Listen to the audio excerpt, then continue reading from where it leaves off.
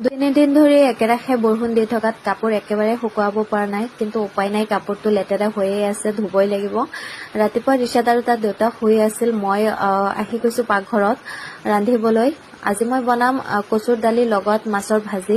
মাছখিনি মই নিমখ দি তিয়াই থৈ দিছো বৰফ গলিবলৈ। মাছৰ ভাজি মই বনাই ললো, লগত ভাত বনাই ললো আৰু কণী 4টা বইল কৰি ললো। তাৰপিছত মই বহাই দিলো কচুৰ দালিত আজি মই ধনিয়া পাত নাছিল কাৰণে দিছো মেথিৰ পাত। আপোনালোকে মেথিৰ পাত খাব, বহুত ভাল হয়। মই অনলাইনৰ পৰা আনিছিলো আৰু তাৰপিছত মই লৈছো ডিটক্স ৱাটাৰ।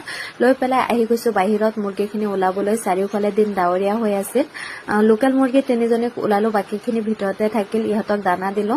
এয়া চাওক, গোটেইখিনি কাপোৰ মই বাৰান্দাত মেলি থৈছো। কোনোবা আহিলে লাজেই লাগে এনেকে বাৰান্দাত থাকিলে, উপায় নাই, শুকাবতো লাগিব। ফেন দি থৈ দিছো। এয়া মই স্কুলৰ কাৰণে ৰেডি হৈ গৈছো। স্কুলত আহিছো, ষ্টুডেণ্টছ বেছি নাই যিহেতু বৰষুণ দি আছিল। স্কুলৰ পৰা আহিছো, দিন অলপ ভাল হৈছিল।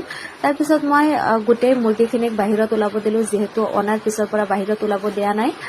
যে একেবাৰে সন্ধিয়ালৈ মোৰ আৰু ৰিচাদৰ ডিউটি এইটোৱে আছিল, মুৰ্গীখিনিক চোৱা চিতা কৰা, যাতে কৰবালৈ গুচি নাযায়। ভিডিঅ'টো ভাল লাগিলে লাইক কৰিব দেই।